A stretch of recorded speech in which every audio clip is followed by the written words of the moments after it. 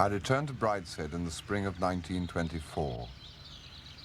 The Easter party was a bitter time, culminating in a small but unforgettably painful incident.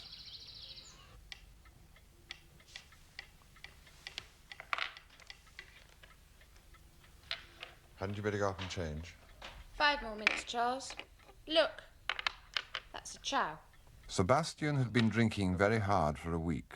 Only I knew how hard. And drinking in a nervous, surreptitious way, quite unlike his old habit. Most of the guests knew him too slightly to notice the change in him, while his own family were occupied, each with their particular friends. So it was not until the evening of the day when the main party had left that he had to face his family at close quarters. Haven't they bought the cocktails yet? Where have you been? Up with Nanny?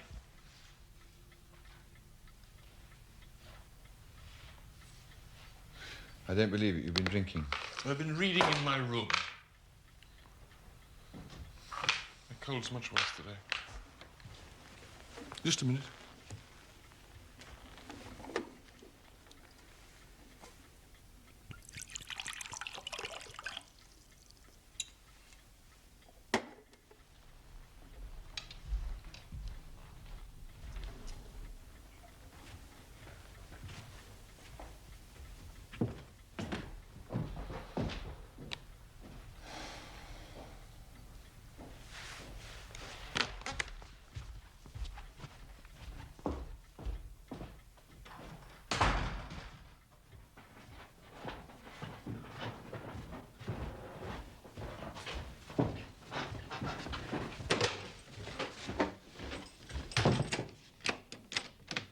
Sebastian. Sebastian, let me in.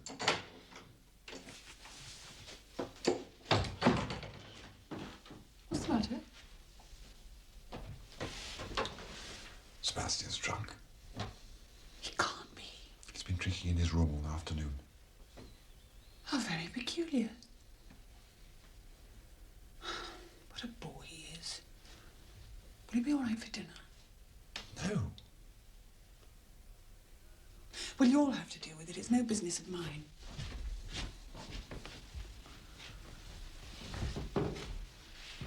Does he often do this?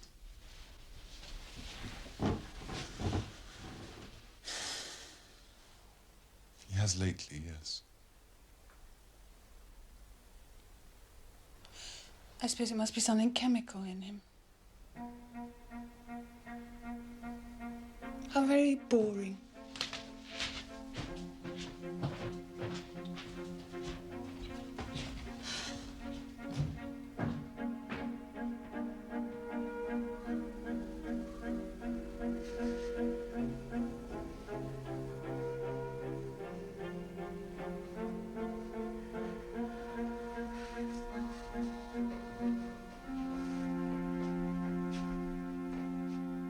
Hello?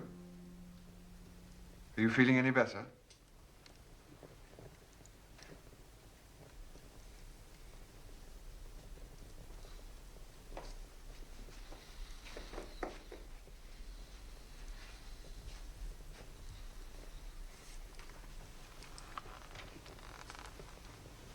Charles,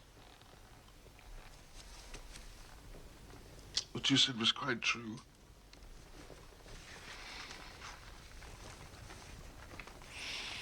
Not with Nanny.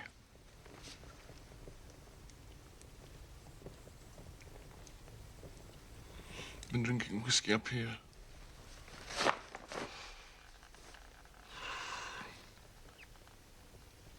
Feeling rather drunk.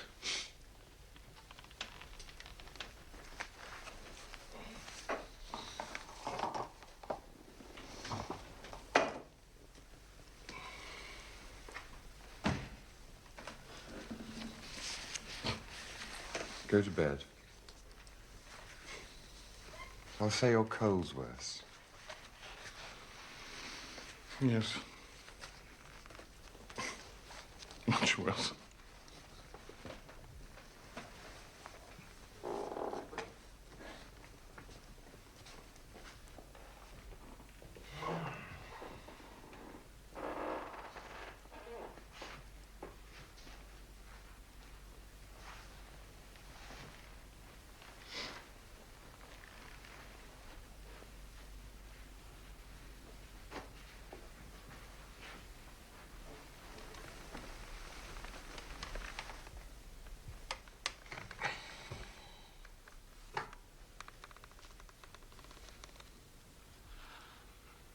I should get into bed. No. In a minute.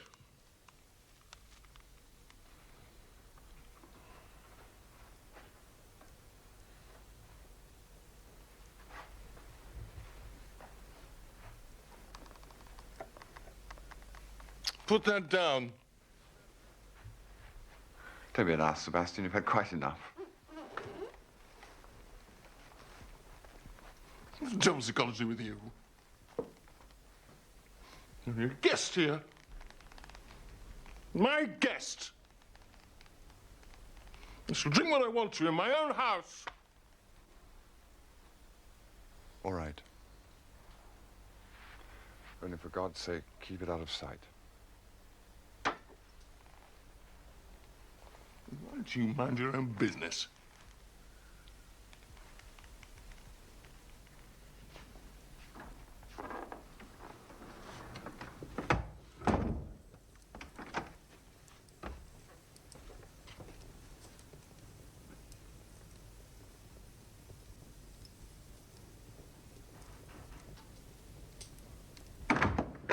You came here as my friend. And now you're spying on me for my mother. I know. Well, you can get out of here. And you can tell her from me that I'll choose my friends and she her spies in future.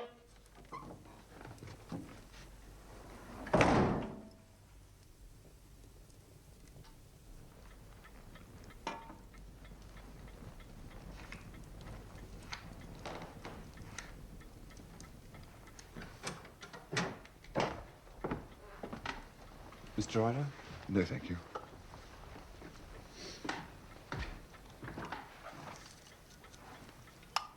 What's become of Sebastian? He's gone to bed. His cold's rather worse. Oh, dear, I hope he isn't getting flu. I thought he looked a little feverish lately. Is there anything he wants? No, he particularly asked not to be disturbed. I think he needs a glass of hot whiskey. I'll go and have a look at him. No, don't, Mummy. I'll go. May I go? Please, Mummy, if he's not well. I've only just been into him. His cold really has come on rather badly. He says there's nothing that he wants. I think he just needs to get some sleep. Well, I'll just have a look at him. He's probably feeling awful. Cordelia. I promise I won't disturb him if he's sleeping.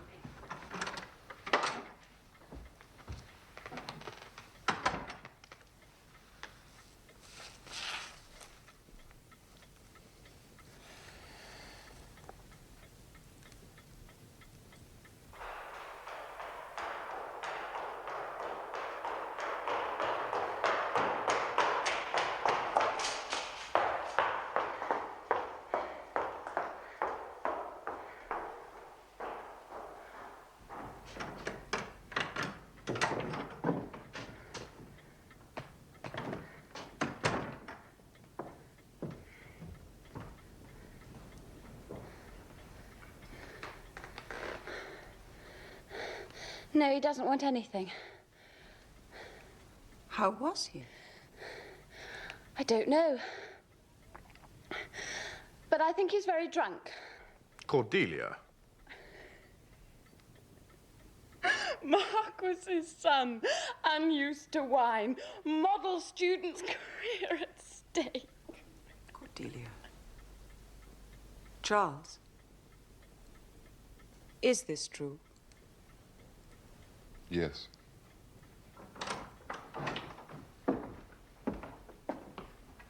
Dinner is served, my lady. Thank you.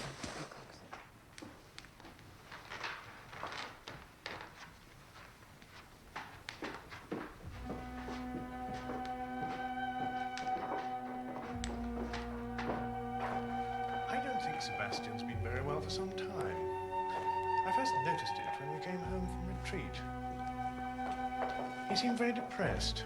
Quite a reverse effect from what one would have expected.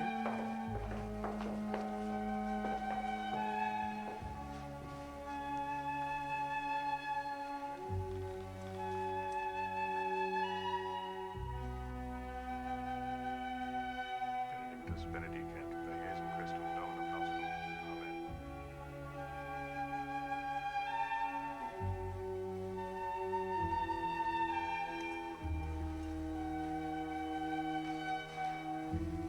As we sat down to dinner that night, the subject was not mentioned. I had no stomach for the food and silently mourned my friend upstairs.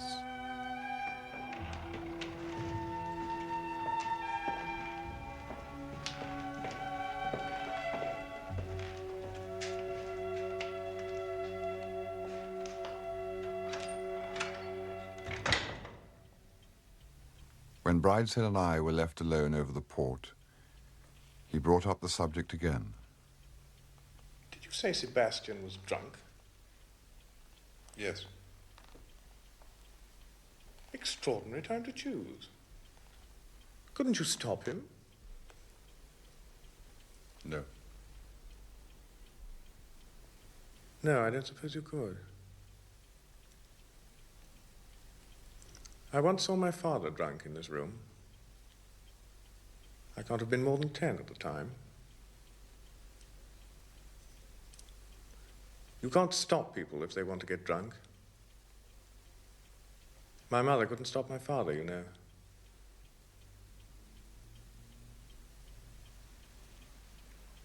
I shall ask my mother to read to us tonight.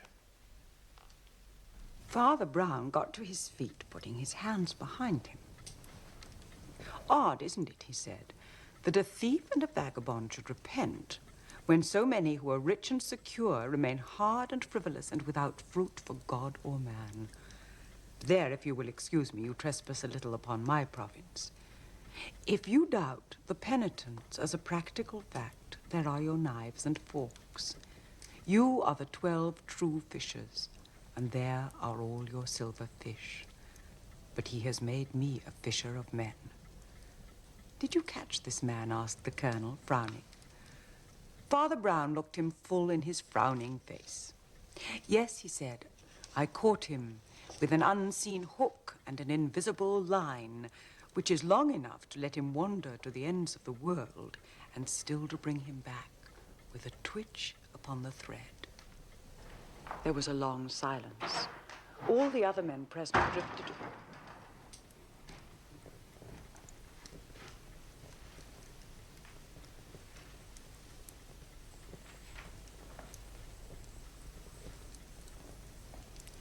All the other men present drifted away to carry the recovered silver to their comrades, or to consult the proprietor about the queer condition of affairs. But the grim-faced colonel still sat sideways on the counter, swinging his long, lank legs and biting his dark moustache. At last he said quietly to the priest, he must have been a clever fellow, but I think I know a cleverer. He was a clever fellow, answered the other, but I'm not quite sure.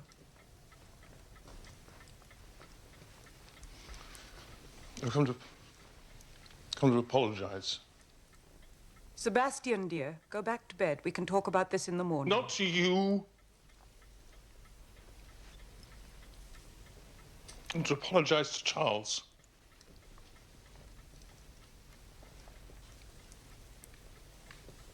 I was bloody to him. And he's my guest.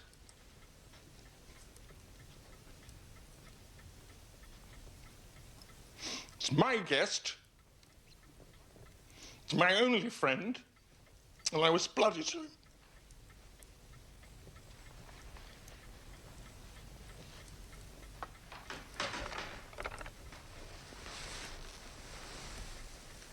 Go back to bed, Sebastian.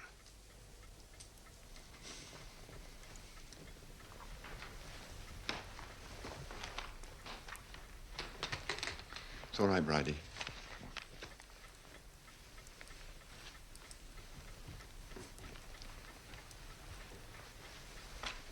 I mean you, said the colonel with a short laugh. I don't want to get the fellow jailed. Make yourself easy about that. But I'd give a good many silver forks to know exactly how you fell into this affair and how you got the stuff out of him. I reckon you're the most up-to-date devil of the present company. Father Brown seemed rather to like the saturnine character of the soldier. Well, he said, smiling, I mustn't tell you anything of the man's identity or his own story, of course. But there's no particular reason why I shouldn't tell you of the mere outside facts which I found out for myself.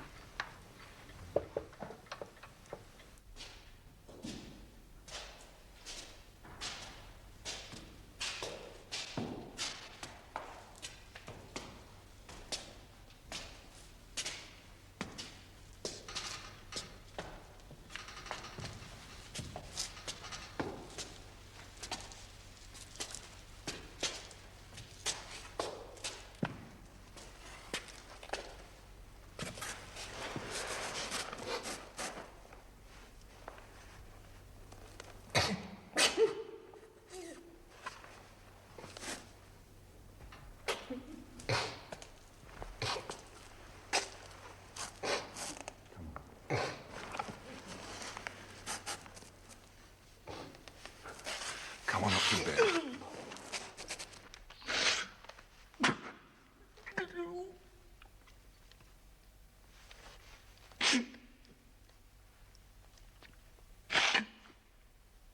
Why do you spy on me?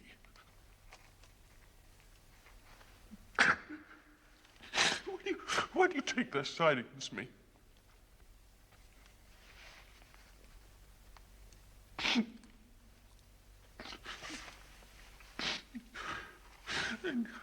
And you will have me if I let you meet them.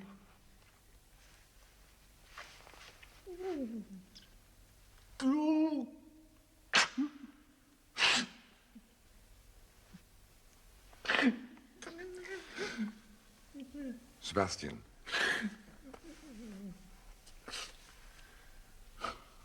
Sebastian, you'll be better when you come upstairs.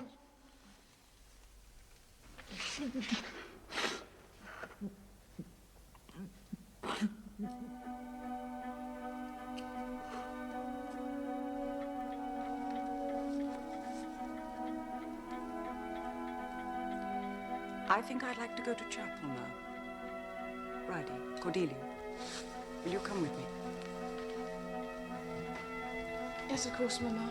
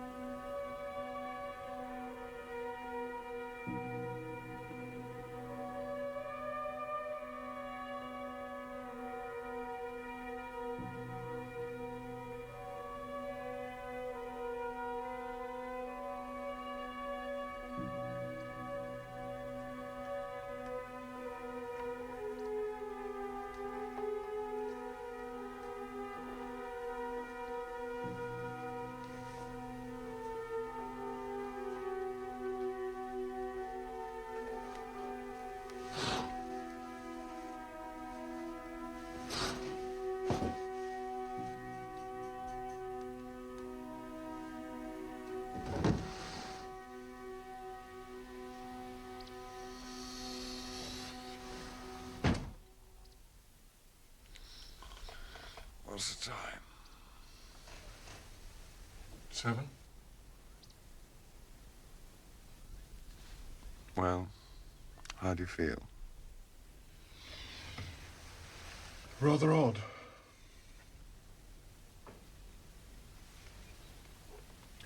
I think perhaps I'm still a little drunk.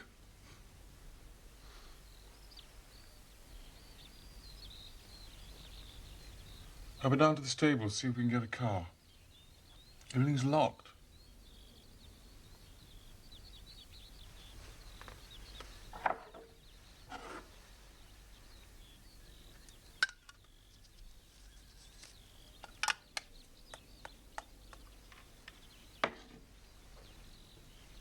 We're off.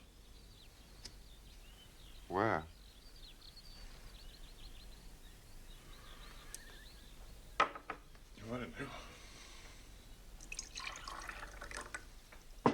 London, I suppose.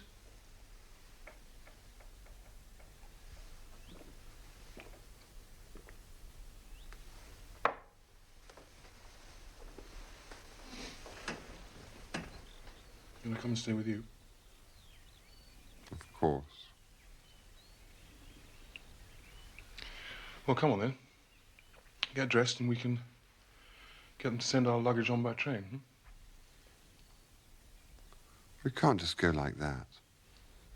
Can't stay.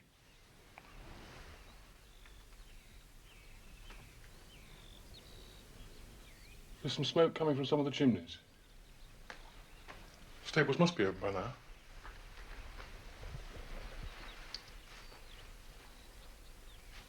Come on. I can't go. I must say goodbye to your mother. Sweet bulldog. I don't happen to like running away. And I couldn't care less. And I'm going to go on running as far and as fast as I can. You can hatch out whatever plot you like with my mother. I shan't come back. That's how you were talking last night. I know, Charles, I'm sorry.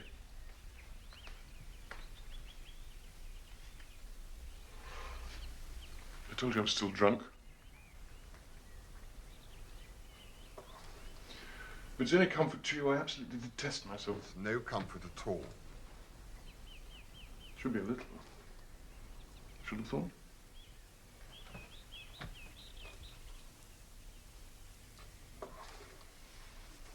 Well, if you're not coming, my love to Nanny. Are you really going? Of course. Will I see you in London? Yes. I'm coming to stay with you.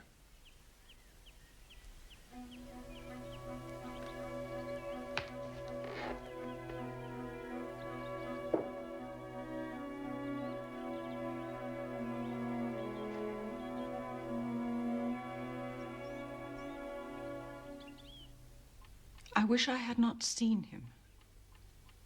That was cruel. I do not mind the idea of his being drunk. It is a thing all men do when they are young. I'm used to the idea of it. My brothers were wild at his age. What hurt last night was that there was nothing happy about him. I know. I've never seen him like that before. And last night of all nights, when there were only ourselves here. You see, Charles, I think of you very much as one of ourselves. Sebastian loves you. When there was no need for him to make an effort to be happy.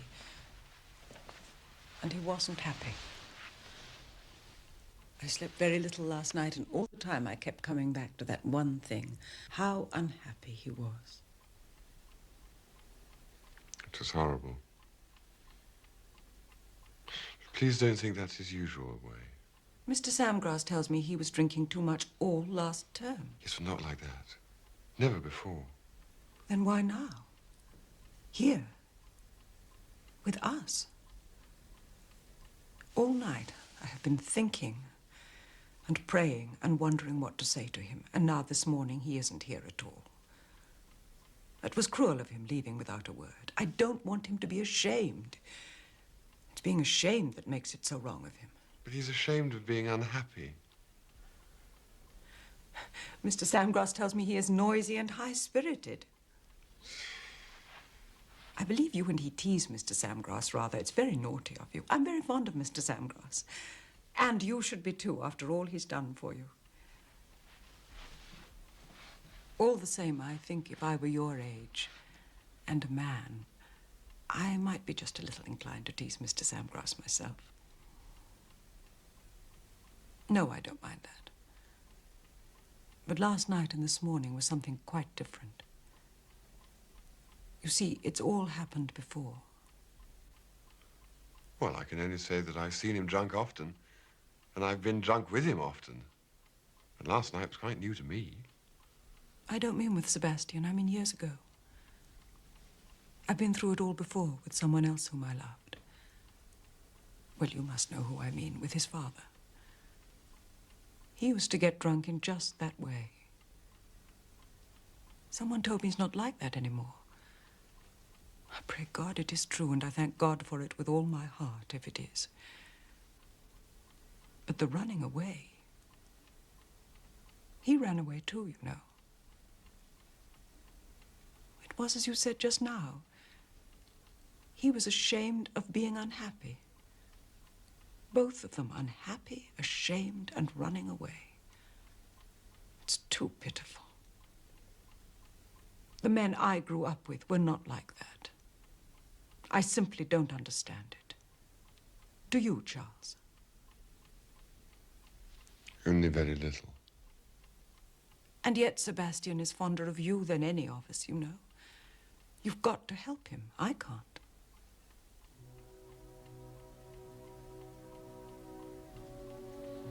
If I'm going to catch my train...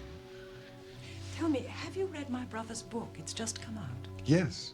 I glanced through it in Sebastian's room. I should like you to have a copy. May I give you one?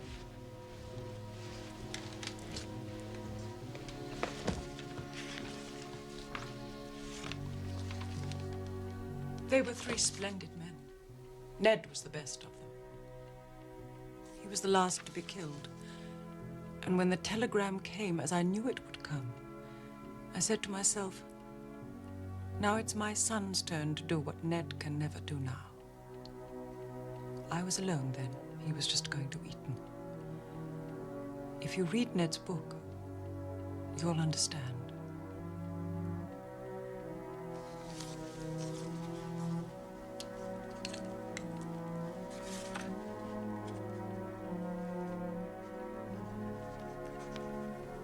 She had a copy lying ready on her bureau. I thought at the time, she planned this parting before ever I came in. Had she rehearsed all the interview? If things had gone differently, would she have put the book back in the drawer?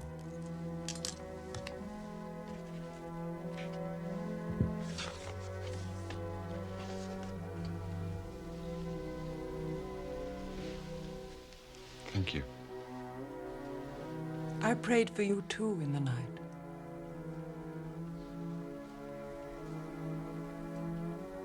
Go on, you'll miss your train.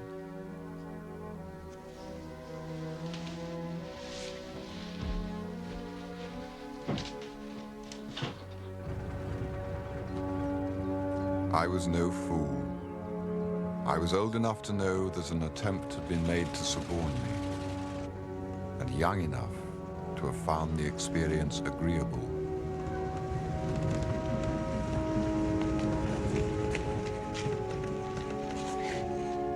Will you be seeing Sebastian? Yes, of course. Please will you give him my special love? Will you remember? My special love. I won't forget. Bye, Charles. Bye.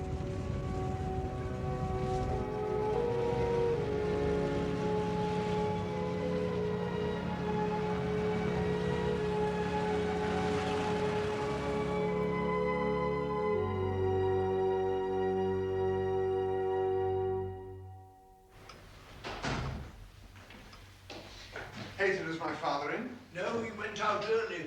Lord Sebastian has arrived. Good. Where is he? Charles, how are you? I've been waiting for you for hours. What kept you? I'm so glad you're here. Are you being looked after? Mm-hmm. Is everything all right? Blissful. Peter? By the way, before I forget, Cordelia sends her special love.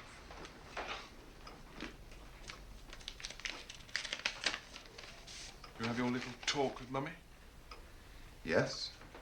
Have you gone over to her side? No. I'm with you.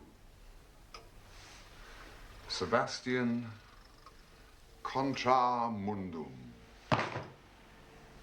Good. And you can find me a drink. Ah. Well, I don't know whether I'm going to be able to.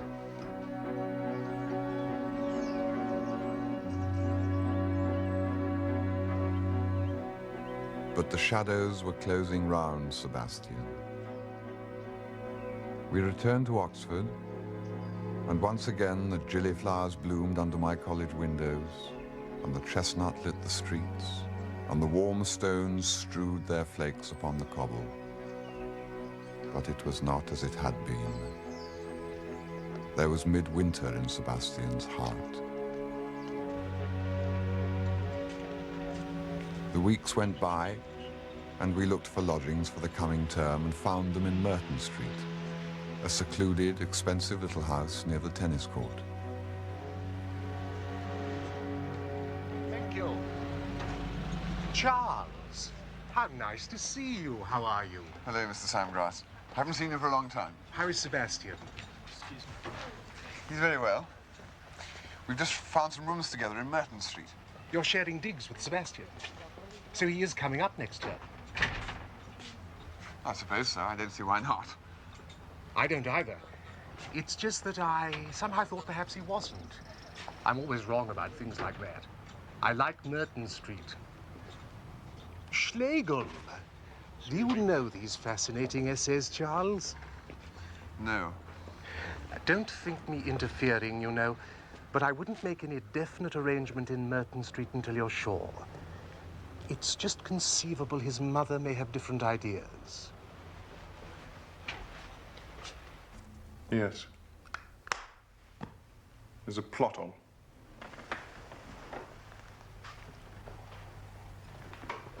Mummy wants me to live with Monsignor Beau.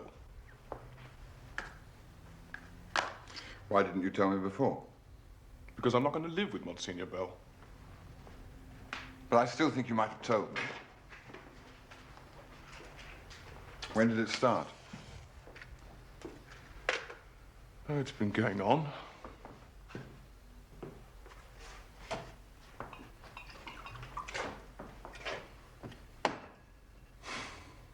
Mummy's so clever, you know. She saw she'd failed with you. Expect it was the letter you wrote after reading Uncle Ned's book. But I hardly said a thing. Well, that was it. If you're going to be any use to her, you'd have said a lot. Uncle Ned is the test, you know.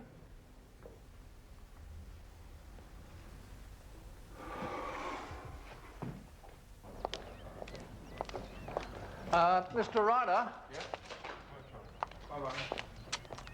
This came for you, sir. I shall be passing through Oxford on Tuesday and hope to see you and Sebastian. I would like to see you alone for 5 minutes before I see him. Is that too much to ask? I will come to your rooms at about 12.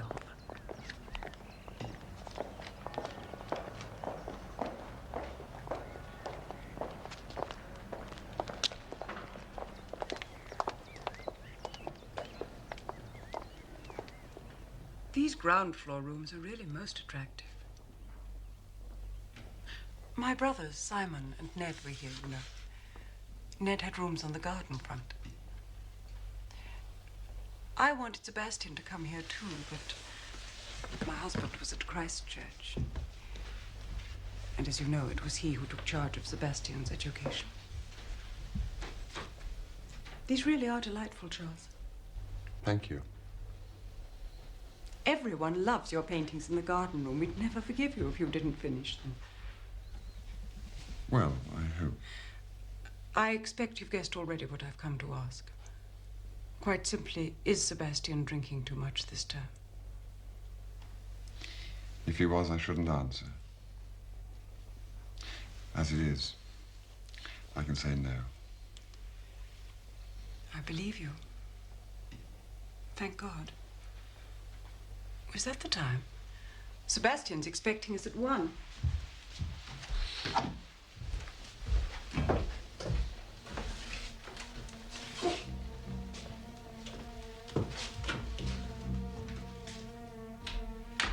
That night, Sebastian had his third disaster. Mr. Ryder, sir. Mr. Ryder. What on earth is it? Oaks. Oaks? What's the time? It's Lord Sebastian flight, sir. I reckon he was climbing in to see you. Where is he? He's in the back quad. He's had a bit of a nasty fall. The Bulldogs have got him and the Proctors are there. Oh. I believe they've got the Principal up, too. But I only left him an hour ago. He can't have... Louding, sir. Take it quietly, please. I'm sorry. Sir.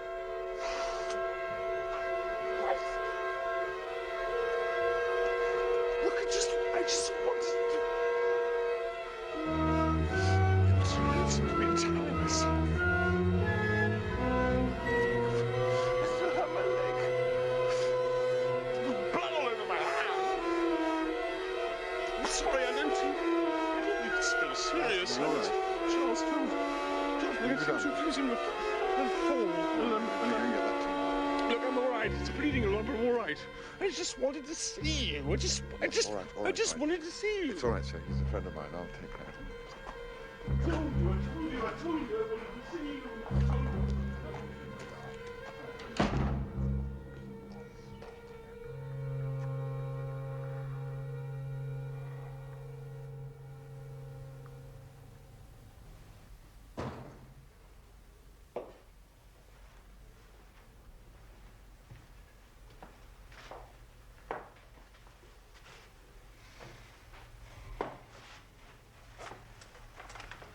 Have you been doing that a lot? Drinking by yourself after I've gone? About twice. Well, maybe 4 times.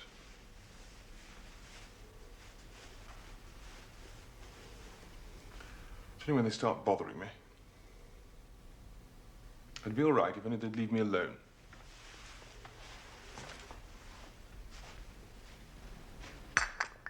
They won't now. I know.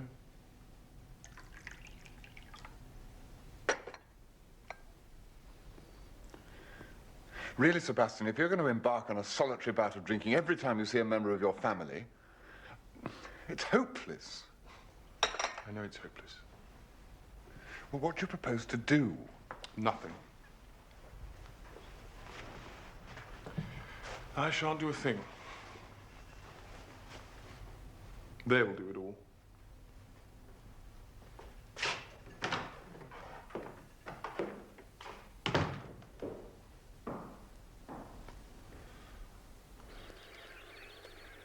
You must believe that when I told you he was not drinking, I was telling you the truth, as I knew it. I know you wish to be a good friend to him. That's not what I mean. I believed it to be true. I still believe it to some extent. I believe he's been drunk 2 or 3 times before, no more. It's no use, Charles. All you can mean is that you have not as much influence or knowledge of him as I thought. It's no good either of us trying to believe him. I've known drunkards before. One of the most terrible things about them is their deceit. Love of truth is the first thing that goes. But after lunch, when you left, he was so sweet to me, just as he used to be as a little boy. And I agreed to all he wanted. You know I had doubts about his sharing rooms with you. I know you'll understand me when I say that. You know how fond we all are of you, apart from your being Sebastian's friend. We would miss you so much if you stopped coming to stay with us. But I want Sebastian to have all sorts of friends, not just one. Monsignor Bell tells me he never mixes with the other Catholics. Rarely goes to church, even. Heaven forbid he should know only Catholics. But he should know some. It takes a very strong faith to stand entirely alone, and Sebastian isn't strong. But I was so happy at luncheon that I gave up all my objections. I went round with him to see the rooms you had chosen. They are charming. We decided on some furniture you could have sent from London to make them nicer. And then, on the very night after I had seen him... No, Charles, it's not in the logic of the thing. Well, have you a remedy? The college are being extraordinarily kind. They've said they will not send him down, provided he goes to live with Monsignor Bell. It's not something I could have suggested myself. It was the Monsignor's own idea. Lady Marchmain, can't you see that if you want to turn him into a drunkard, that's the way to do it? Any idea of his being watched would be fatal. Dear, it's no use. Protestants always think Catholic priests are spies. That's not what I mean, but he must feel free. But he's been free. Always, up till now. And look at the result.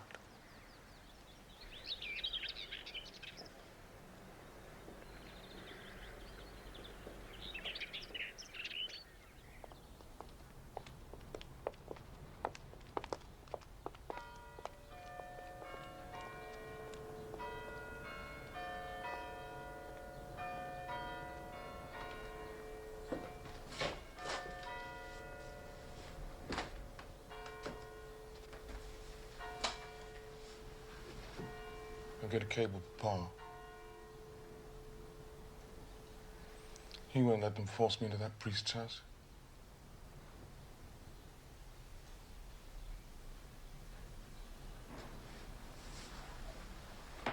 What if they make it a condition of your coming up?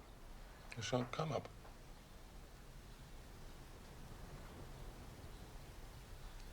Can you imagine me serving at Mass twice a week?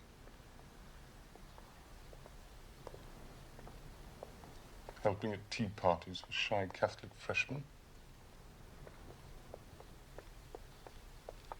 Dining with a visiting lecturer? With Monsignor Bell's eye on me, just to make sure I don't get too much port?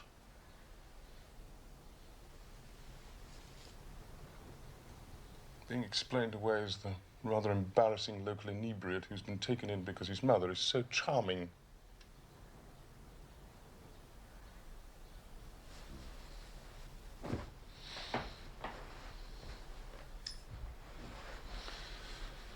I told her it wouldn't do.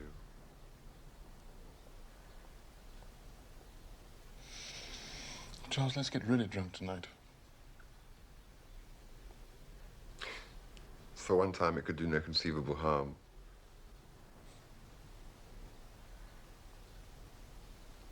Promise me you haven't gone over to their side. Contramundum? Contramundum. Bless you, Charles. There are not many evenings left to us.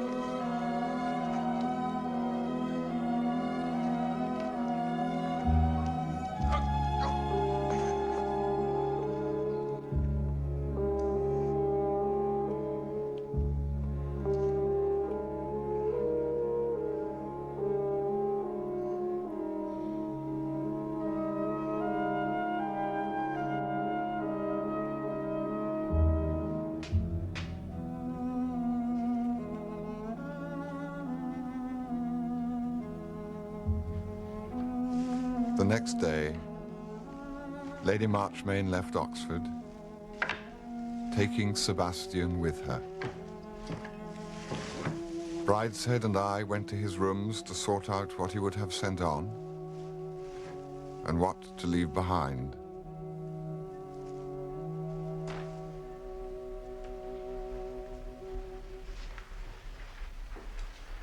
It's a pity Sebastian doesn't know Monsignor Bell better.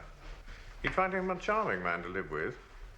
I was there myself, my last term.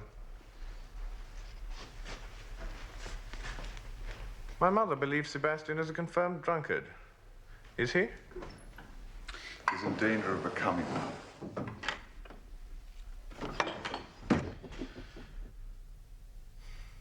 I believe God prefers drunkards to a lot of respectable people. For God's sake. Why do you have to bring God into everything? Oh, I'm sorry, I forgot. But you know, that's an extremely funny question. Is it? Oh, to me, not to you.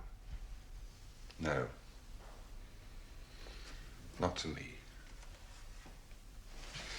It seems to me that without your religion, Sebastian might have had a chance to be a happy and a healthy man. It's arguable, I suppose. Do you think Sebastian will need this elephant's foot again?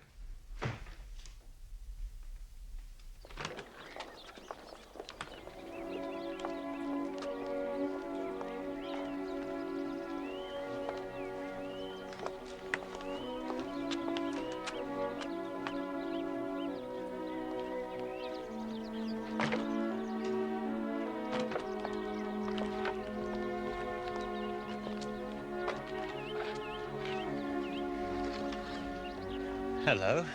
I haven't seen you all term. Why have you deserted the smart set? I'm the loneliest man in Oxford. Sebastian flight's been sent down.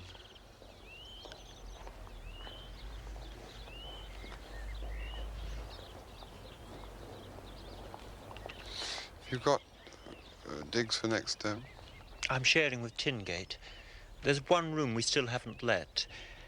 Barker was coming in, but now he's standing for President of the Union. He feels he ought to be nearer. Where are you going?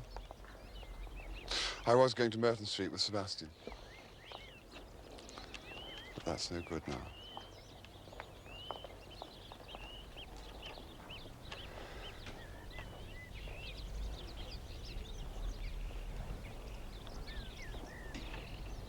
Better go and do my packing. Hope you find someone for Riffley Road. I hope you find someone for Merchant Street.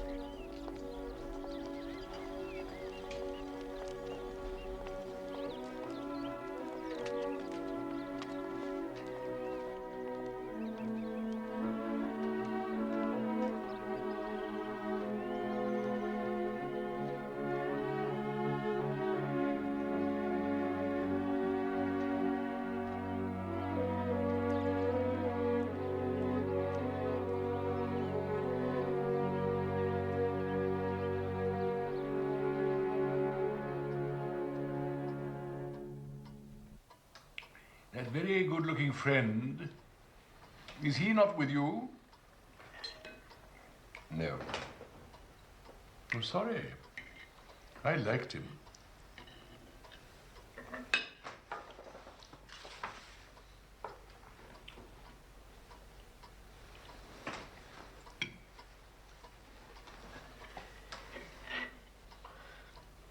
Father, do you particularly want me to take my degree? I want you to. Good gracious, why should I want such a thing? No use to me. Not much use to you either, as far as I've seen. That's exactly what I was thinking. I thought perhaps it was rather a waste of time going back to Oxford. You've been sent down. My brother warned me of this. No, I've not. Well, then what's all the talk about? Everyone stays up at least 3 years. I knew one man who took 7 to get a pass degree in theology.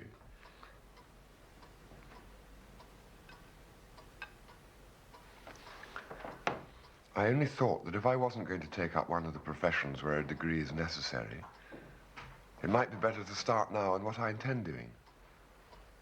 I intend being a painter.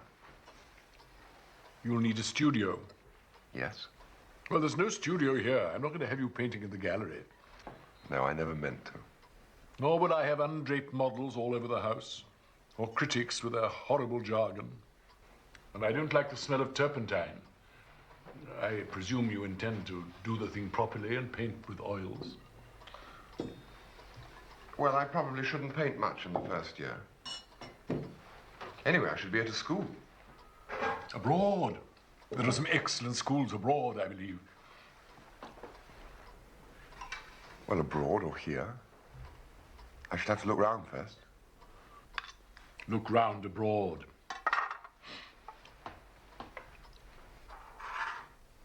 Anyhow, you agree to my leaving Oxford? Agree, agree. My dear boy, you're 22. 20, Father. 21 in October. Is that all you are? It seems much longer.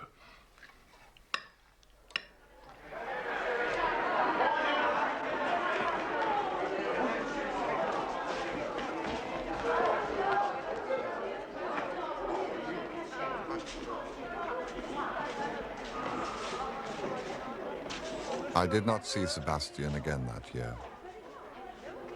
Towards the end of the summer, I took up a place in a small art school in Paris and found rooms in the Ile Saint-Louis. A letter from Lady Marchmain completes this chapter. My dear Charles, Sebastian's stay here has not been happy. Mr. Samgrass has kindly consented to take charge of him, and they go together to the Levant, where Mr. Samgrass has long been anxious to investigate a number of Orthodox monasteries. I hope your arrangements for next term have not been too much upset, and that everything will go well with you.